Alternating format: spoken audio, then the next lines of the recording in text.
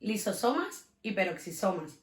Podríamos hablar de ellos como la planta de reciclaje de la célula o el estómago de la célula, ya que en ellos ocurre parte de la digestión celular y también son los encargados de la detoxificación de muchas sustancias que son tóxicas para la célula, o también, por ejemplo, la digestión de las bacterias que pueden colarse dentro de esta.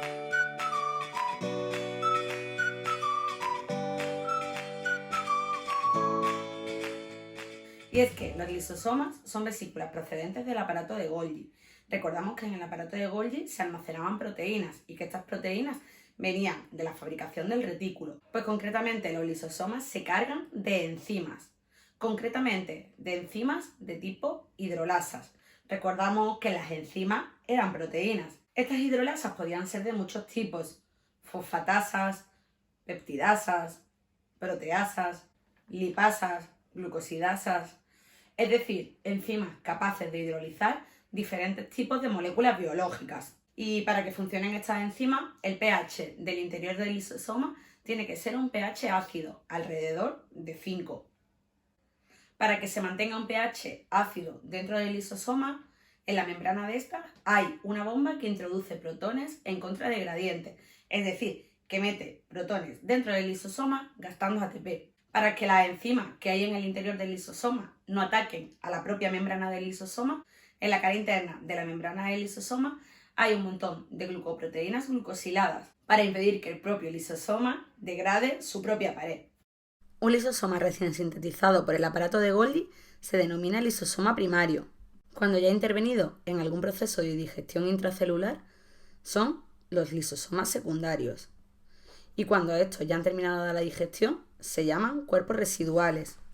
En el lisosoma se van a realizar dos tipos de digestión: la heterofagia y la autofagia. En la heterofagia, el sustrato de la digestión es de origen externo y es introducido en la célula mediante invaginaciones de la membrana plasmática, es decir, por endocitosis, formándose una vacuola fagocítica o fagosoma. El fagosoma se fusiona con el lisosoma primario, dando lugar a la vacuola digestiva o heterofágica, un fagolisosoma o lisosoma secundario.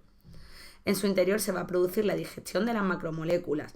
Los materiales que no se hayan digerido pueden ser expulsados al medio por exocitosis. En las células de organismos pluricelulares, los residuos no digeridos se acumulan en el interior del lisosoma, siendo una de las causas del envejecimiento celular.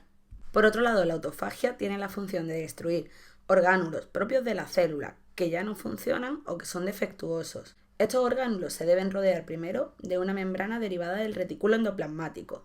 La vesícula resultante o autofagosoma se une con el lisosoma primario, formando la vacuola autofágica, en la que se realiza la digestión del orgánulo correspondiente. En algunas especies que poseen digestión extracelular, la membrana del lisosoma primario se funde con la membrana plasmática y por exocitosis las enzimas son liberadas al medio. Así se puede digerir material de forma extracelular. Llega el turno del segundo de los orgánulos que vamos a hablar, de los peroxisomas. Este es un orgánulo simple que se origina a partir de la evaginación del retículo endoplasmático. Este orgánulo es muy similar a los lisosomas, pero en vez de contener hidrolasas, tiene en su interior oxidasas. En ellos se realizan reacciones de oxidación, muy parecidas a aquellas reacciones que se daban en la mitocondria en la cadena de transporte de electrones y fosforilación oxidativa.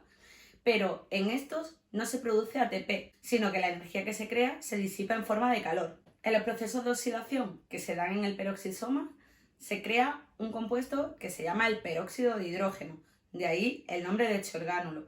El peróxido de hidrógeno, también conocido por todos como agua oxigenada, es muy tóxico para la célula, por lo que ese peróxido de hidrógeno debe ser eliminado en el propio peroxisoma. Para ello hay una enzima, la catalasa, la cual destruye el peróxido de hidrógeno, obteniendo de este agua y oxígeno. Pero hay más cosas que pueden suceder en el peroxisoma. Entre las funciones más importantes que lleva a cabo el peroxisoma está la de la beta-oxidación de los ácidos grasos. Recordamos que esta también se daba en el interior de la mitocondria. La detoxificación de moléculas tóxicas, como por ejemplo el etanol de las bebidas alcohólicas, estando muy presente sobre todo en las células de hígado y riñón, órganos excretores. También se dan muchas rutas anabólicas de los lípidos y, por ejemplo, en las semillas aparece un tipo especial de peroxisoma llamado glioxisoma, en cuyo interior hay enzimas capaces de transformar los lípidos almacenados en azúcares, que son necesarios para iniciar el metabolismo en el embrión y así poder germinar la semilla. Y esto ha sido todo. Me voy antes de que lleguen los 5 minutos que debíamos pasar viendo los orgánulos celulares. Nos vemos en el siguiente vídeo. Adiós.